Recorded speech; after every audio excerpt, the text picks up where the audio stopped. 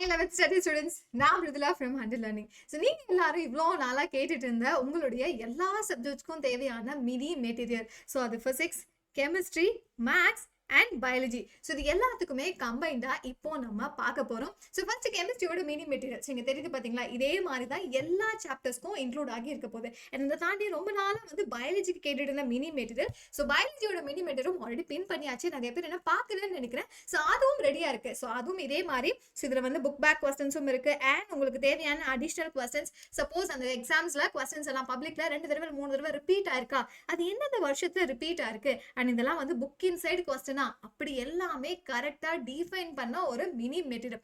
Botany and zoology எல்லாத்தையும் combine பண்ண mini material. So இது பயாலஜியோடது. கெமிஸ்ட்ரியோடது நான் காமிச்ச மாதிரி புக் இன்சைட் புக் பேக் எல்லாம் கம்பைன்ட் ஆகி இருக்க போது. அண்ட் சே ஃபார் எக்ஸாம்பிள்ஸ் இதுல எல்லா சாப்டர்ஸும் இன்க்ளூட் ஆகி தான் இருக்கு. அண்ட் பப்ளிக் எக்ஸாம்ல இந்த கொஸ்டின்ஸ் கேட்டிருக்காங்க அப்படிங்கிறது இயர் வைஸ் மென்ஷன் ஆயிருக்கு. அண்ட் பயோக்கு பாத்தீங்க அப்படின்னா பாயிண்ட்ஸ் எல்லாமே, ஸோ அனிமல் கிங்டம்ல எல்லா ஃபைலமும் என்னால கிளியரா படிக்க முடியல மேம், பாயிண்ட்ஸ் எல்லாம் பெருசா இருக்கு அப்படின்னா இதுல இருக்கக்கூடிய கீ பாயிண்ட்ஸ் எழுதினாலே போதும், ஃபுல் மார்க் அடிச்சிடும். ஓகேவா? ஸோ பயாலஜி பிரச்சனை இல்லை. ஸோ அதோட பிடிஎஃப்பும் ரெடி ஆயாச்சு.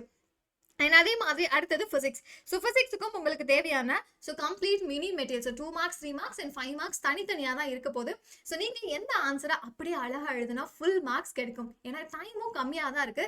நானும் கொஞ்சம் வேகமாக படிக்கணும்னு நினைக்கிறேன். ஆனால் நிறைய பாயிண்ட் இருந்தால் அதை புரிஞ்சு படிக்கிறதுக்கு இன்னும் லேட் ஆகுமே மேம். ஸோ அப்போ கொஞ்சம் கொஞ்சமாக இருந்தால் போதும், ஆனால் அது கீ பாயிண்டாக இருக்கணும். ஸோ அப்படி ஒரு மெட்டீரியல் பிசிக்ஸ்க்கும் ரெடி பண்ணியாச்சு. ஸோ இதுவும் உங்களுக்கு ரெடி ஆயிருக்கு. அண்ட் மேக்ஸ் ஆல்ரெடி ரிலீஸ் ஆயாச்சு. ஸோ எத்தனை பேர் என்ன பார்த்தீங்கன்னு தெரியல. நான் அது எல்லாத்தையுமே இந்த வீடியோவோட ஃபர்ஸ்ட் கமெண்ட்ல பின் பண்ணி வைக்கிறேன். அண்ட் சொன்ன மாதிரி பப்ளிக் எக்ஸாம் பக்கத்துல வர உங்களுக்கு தேவையான எல்லா பிடிஎஃப்ஸுமே நம்ம வாட்ஸ்அப் சேனல்ல ஷேர் பண்ணிட்டு இருக்கோம். ஸோ இன்னும் நீங்க யாரெல்லாம் வாட்ஸ்அப் சேனல்ல ஜாயின் பண்ணலையோ, ஸோ மறக்காம நான் ஃபர்ஸ்ட் கமெண்ட்ல பின் பண்ணிடுறேன், அந்த லிங்கை அங்கே ஜாயின் பண்ணிக்கோங்க.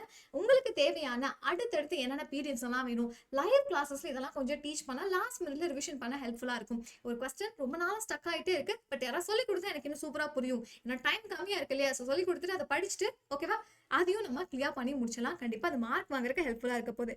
ஸோ இது பிசிக்ஸோட பிடிஎஃப். அண்ட் அதே மாதிரி மேக்ஸுக்கு கவர்மெண்ட் கொடுத்த அதே பிடிஎஃப் தான். ஸோ நீங்கள் இதை பார்த்துருந்தீங்கனாலே தெரிஞ்சிருக்கும். ஸோ நம்மளோட கொஸ்டின் பேட்டர்ன்லேருந்து என்னென்ன கொஸ்டின்ஸ்க்கு எப்படியெல்லாம் ஆன்சர் பண்ணணும். ஸோ கம்ப்ளீட்டாக கவர்மெண்ட்டே நமக்கு ஒரு மினி மெட்டீரியல் ரிலீஸ் பண்ணியிருக்காங்க. ஸோ மேக்ஸோடதும் சேர்த்து நான் இதுக்கு கீழேயே வந்து அட்டாச் பண்ணி வைக்க போகிறேன். ஓகேவா? ஸோ நீங்கள் பண்ண வேண்டியதெல்லாம் என்ன, நம்மளோட வாட்ஸ்அப் சேனலை ஜாயின் பண்ணிக்கோங்க. அடுத்தடுத்து தேவையான பிடிஎஃப்ஸ் எல்லாம் அதில் ரிலீஸ் ஆகிட்டே இருக்க போது. அண்ட் உங்கள் ஃப்ரெண்ட்ஸுக்கு மிஸ் பண்ணாமல் இதெல்லாம் ஷேர் பண்ணி விட்டுருங்க. பிடிஎஃப் எடுத்துட்டு படிக்க ஆரம்பிச்சிடுங்க. அண்ட் அடிஷ்னலாக வேற என்ன அப்கமிங் லைவ் அண்ட் வீடியோஸ் வேணும் அப்படிங்கிறது எனக்கு கமெண்ட்ல மென்ஷன் பண்ணுங்க. All the best.